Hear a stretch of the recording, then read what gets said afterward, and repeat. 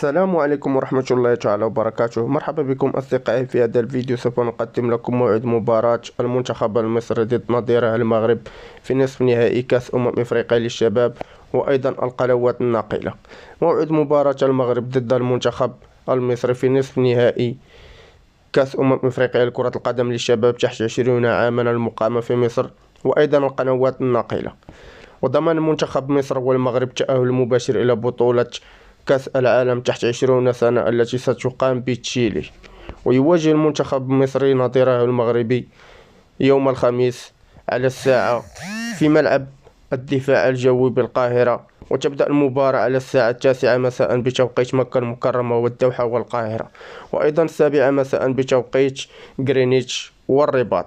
وأيضا القنوات الناقلة لمباراة المغرب ضد المنتخب مصر في نصف النهاية على بين سبور #تي6. تحياتي للجميع الإخوان.